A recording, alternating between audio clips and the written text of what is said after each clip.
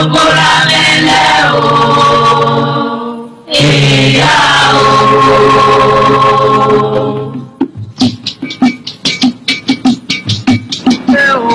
facts have emerged which have made it clear that the war was premeditated and deliberately provoked by the British.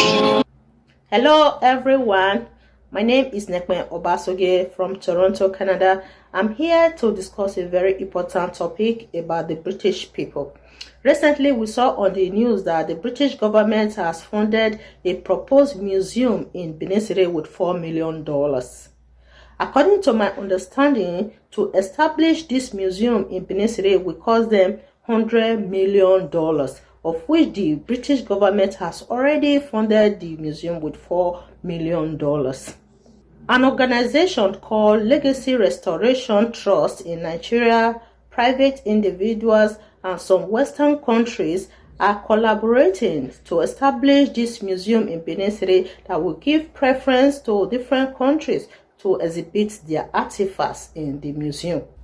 However, some Benin people are very critical of this type of offer coming from Britain in 21st century. Going back to the dark history of the British colonial rule, how they invaded Benin Kingdom in 1897 and stole almost all the artifacts from the Oba Palace. The Benin people have been demanding for their artifacts to be returned back to Benin, but the British government refused to return these artifacts. If really the British people have a good mission for Benin Kingdom, they would have chosen to return our artifacts back to Benin that the Benin people have been demanding from them for decades now. Instead, they are funding a museum in Benin that will give them the second opportunity to come and dominate. Even they are planning to loan us our own artifacts that were stolen from Benin Kingdom to be exhibited in this proposed museum. You can see the reason why I was connecting this funding coming from Britain to their neo-colonial agenda for Benin Kingdom in 21st century. Anyway, before we go in detail about this topic, I will play a short clip of a British journalist that came to Benin in the 60s to interview Oba Akenzwa II. The Oba also commented about these artifacts that were taken away from Benin Kingdom during the British punitive expedition of 1897. Just take a look. Many of us know about the bronzes that have come from your kingdom. They are very famous. Can you tell me why they are so important to the kingdom of Benin? Well, because they were record of events. When British troops came here in 1897, they carried them away. What kind of events, Your Highness, were represented in those plaques? Any event of record, yes, such as you are here now. If it were in the old days, you would be recorded in the same way as we had recorded the Queen of England about, I think, 56 or so. That is the last one that Your Highness has commissioned. Yeah, that's right. Oba Erediawa also produced a documentary based on the British and Benin War, how the British people invaded Benin Kingdom in 1897 and dismantled the intricate administrative system that our kings have established. He also reflects on how the British people brought a kind of imperialistic treaty to the Oba to sign. The Oba, having little knowledge of what was written on the document, signed the treaty that later exacerbated the British and Benin War. We should be cognizant of our history. That is why we study history. Knowing the past will help to advance the present and the future. Anyway, I'm going to play the video of Oba Erediawa. Just listen. The British merchants entrenched themselves in the Niger coast of what is now Nigeria. Mr. Norway of Britain visited the palace of the Oba in 1892. He negotiated some form of treaty with my great-grandfather, Oba Ozoran, who could neither read nor write, and made him append his signature. In fact, there are doubts up to now as to whether the Oba really understood the implication of the treaty to which he was made to append with calm impression, even though the interpreter certified and the Oba clearly understood the terms of the agreement. But available records now show that the interpreter, who was himself semi-literate, also completed the document as the Oba did. After signing the document, the British people were coming to Benin Kingdom to reprimand the Oba of the treaty that was signed a few years ago. So when they were coming, they brought some gift to the Oba of Benin. Unfortunately, the Oba was celebrating Igwe festival, and it is forbidden for the Oba to receive visitors during the festival.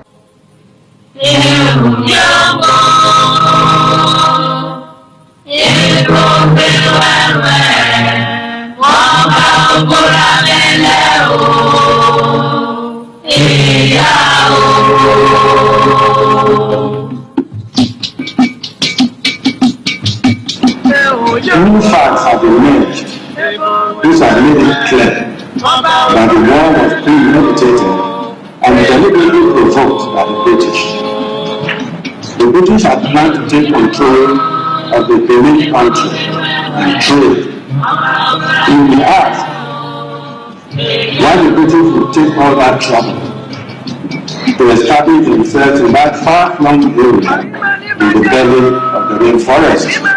Those who are familiar with the history of Africa and what is today Nigeria, and I dare say there are many here. So this is exactly what is playing out again in 24th century, that we should be careful with any offer coming from Britain. Don't get me wrong, I know for sure that this museum will bring development to Edo State. I'm not doubting it at all. However, I'm concerned about the involvement of the British people. If I'm placed in the position of power, I would deny any offer coming from Britain because of the dark history of the British people in Benin Kingdom. And they are even planning to loan us our own artifacts in 24th century. We should be compelled to produce our own artifacts and exhibit them in this proposed museum instead of relying on the British people loaning us our own artifacts. Come on now. Similar case happened in the 70s when Nigerian government was preparing for the Festac festival. They demanded for the head of Idia mask to be returned back to Nigeria for the festival. Osenige Ebohon was one of the members from the art and culture at that time that were sent to Britain to return Idia mask for the festival. And the British people denied them of this Idia mask, saying that the artifacts is too old to travel out of the country. At first, they demanded for £1 million from Nigerian government in order to borrow the Idia mask just for the festival. They demanded for £1 million from Nigerian government to borrow the Idia mask for the festival. And the government rallied around, gave them the money. On returning back to UK, they said, I'm sorry, the artifact is too old to travel out of the country. They refused to borrow them the Idia mask. They came back to Nigeria. Remember, this Idia mask and many other artifacts were looted from Benin Palace by the British armies during the war. The same Idia mask that the Nigerian government was negotiating from Britain to be returned back to Nigeria for the Festac festival. They denied them of the Idia mask and demanded for £1 million in order to borrow the Idia mask for the festival. The same Idia mask that they looted, they stole from Benin Kingdom. Osenige Ebohon collaborated with a young man in Benin City that produced similar Idia mask for the Festac festival. So we should be compelled in 24th century to create other artifacts that will be suitable for this proposed museum in Benin City. One of our prominent historians in Benin City, Barrister Osaigil Obayuwana, also commented on this idea of the British people planning to loan us our own artifacts. Just take a look. So, sir, as a barrister and a lover of Benin history, sir, so recently, not just recently, Europeans were talking about loaning back our stolen artifacts instead of outright returning back to their rightful owners.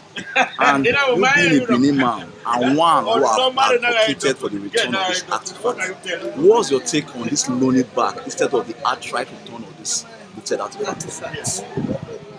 Well, you know, the beautiful thing about jeans is that it continues ad infinitum. The skills that our forefathers possessed, we still have. So that was why when they were giving outrageous conditionalities before the return of Queen Lydia's feast, now popularly known as Festac Mass, since we had a photograph of it and we had replicas, some young man in Benin, Ogida Street, offered to reproduce it in such a masterful way that you couldn't tell the difference. So we can reproduce all those things. I'm happy that development is coming to my state, but the British people should be restricted from participating in the development of this museum in Benin City. That's all for today. Thank you all for watching, and bye for now.